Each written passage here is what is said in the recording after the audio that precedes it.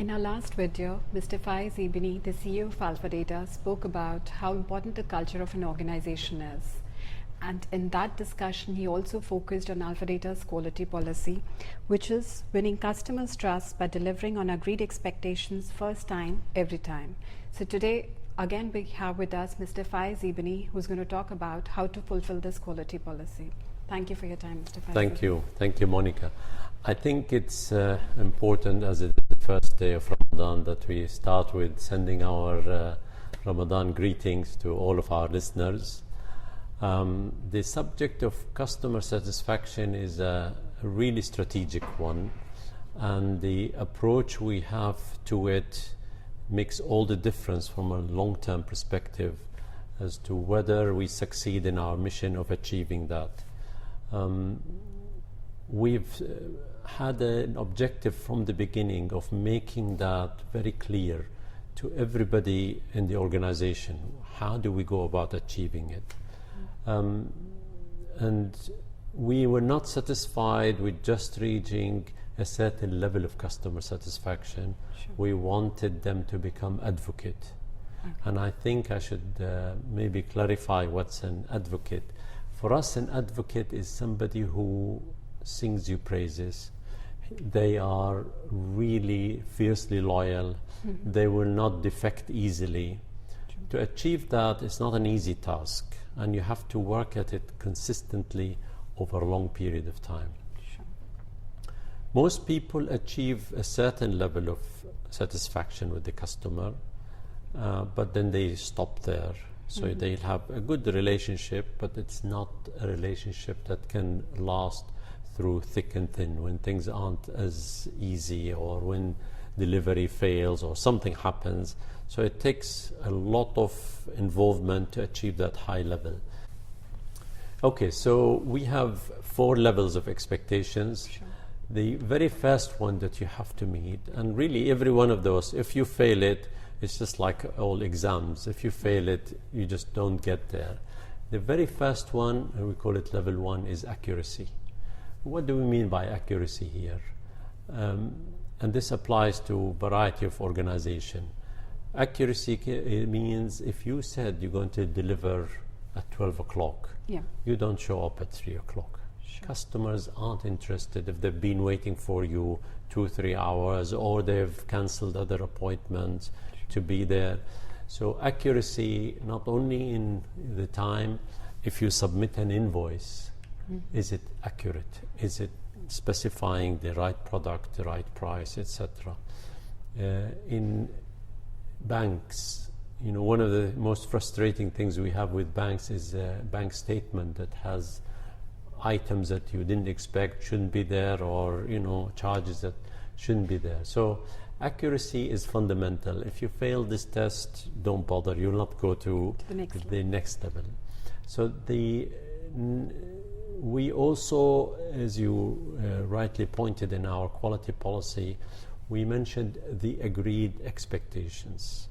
Often people say meeting customers' expectation.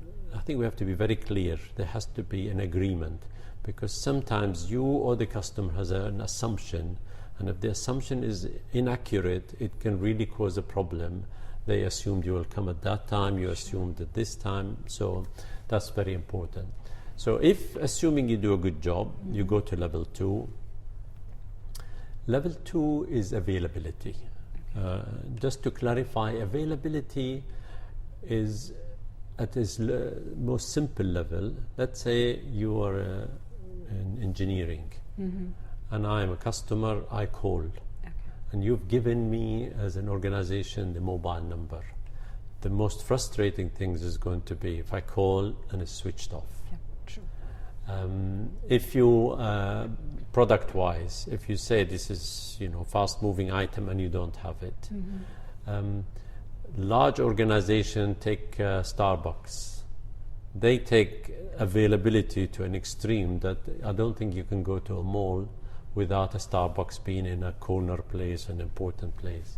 Same with McDonald's. Everybody, banks are on every high street. They don't really have to. True. But because they want to fulfill the availability factor, they do it.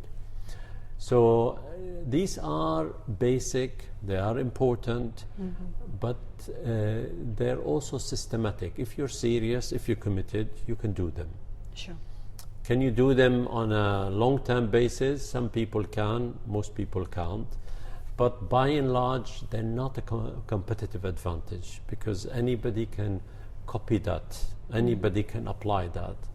You need to go to level 3 and 4 to really reach the competitive advantage, to start turning customers from, if you like, a satisfied customer to an advocate. Sure. So we go to level 3. Level 3 is an interesting one, and as with all the tough assignments, it's called understanding. At that level, what do we mean by understanding here? You know, when you deal with somebody on a par, let's say your spouse, maybe a friend, because the level is equal, you're on the right frequency, you don't have to say much. You know, they read your mind, they read your wishes before you even get busy saying them. We get very sort of engaged with a service organization or a salesperson or an engineer if I feel they really get it. Once I explain to them my issue, they really get it. Sure. Or it is frustrating when you speak and you think they understood, then they proceed to do something else. If it happens more than once or twice, you think, hang on, this is going to be a problem. So that is a tough one, which forces the company to rely on, if you like, a sales force or a support organization that has that kind of caliber of talent. Those people will communicate understanding when they talk to customers. True. So if you've reached that level, you're doing a good job. Then you have to go to the next level up. So, guys, what is this 4th level of advice about? Okay, this is really for the elite organization. Everybody strives to do it. Everybody claims they do it. But actually, the customer is the judge whether you are doing it or not. And this is the top of the pyramid, and that is advice, is called. So we went from accuracy to availability to understanding, and now we reach the top of the pyramid, and it's called advice. Advice means you've developed a relationship with your clients where they trust that you understand them. They trust that you are available, that you are accurate. Everything about you tells them, I can rely on this person. So when you go to them to guide them, to explain to them how this technology works, this solution, you know, all your recommendation, slowly you become more than just an organization delivering a product or a service. You've become a trusted advisor, a professional, an educator. So they feel comfortable even when a transaction is there that doesn't necessarily involve your organization. But they want an impartial view. They want an informed view. They'll call you and say, what do you think? Do you think I should do this? I shouldn't do that? Sure. See, we tend to trust very much a person who taught us. We trust our teachers, our professors, if you've been through university. We trust people that maybe we read their books and we found it really inspiring. Even though we haven't met them, we feel like we know them. So trust comes from education, advice, and when we found that actually that advice also paid off. If you can achieve that level of rapport with a client, you're doing extremely well. So now you've got the 4 levels. You reach this, if you like, elite standard where the only test of did you really achieve what you think is the highest level of relationship is what happens is we have to test did this happen? I mean, I'm sure there must be some strategy to see whether these levels they work, or what is the criteria for assessing whether these strategies work. Right. With is what we call the acid test. So when it comes to them taking an important decision, whether it's relating to something you've put forward or other people, are you the person who they'll come to for guidance, advice, opinion, or you're the last to know? If you're the last to know, means they want another party to maybe go in the bidding or something, but they don't trust your opinion. So it's very important to reach that. So now that you see, this is really critical for us as we share it with our sales, marketing, support and services staff, that they should have this visual of the pyramid. And we also make it clear to them that you can do level 1 and level 2 almost through systems, procedures, policies, because it's all about accuracy, availability. You can systemize that. You can enforce that through your inventory control, through your scheduling of your engineering, etc. You can't really do much about level 3 and 4. Understanding is a human talent.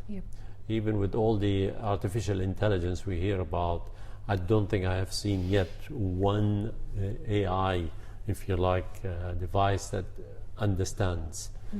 They kind of copy your words and give it back to you in what sounds like logical. Certainly, for you to reach that level of rapport that you would be the person to give advice is very, very special. So we say the first 2 levels are easy to copy. The top 2 levels are virtually impossible to copy. And they are part of the culture of the company, and part of its really core strength. So we strive to do that. We hope we achieve some level of that. I know there are some companies who are better than us, and I know there are many who are worse than us, but that is ultimately our goal, and I hope we achieve it to some good degree. Thank you, Mr. Fayez Ibbini, for sharing such insightful information, and especially the 4 ingredients that you spoke about. I'm sure that our viewers will definitely benefit out of it. Thank you for your time today. Thank you, Monica. I hope that was useful to everybody. Definitely. Thank you. If you liked the video today, please like us on Facebook, or subscribe to our YouTube channel, or send us a mail at marketing@alpha.ae to subscribe to more videos that you'd like to see. Thank you.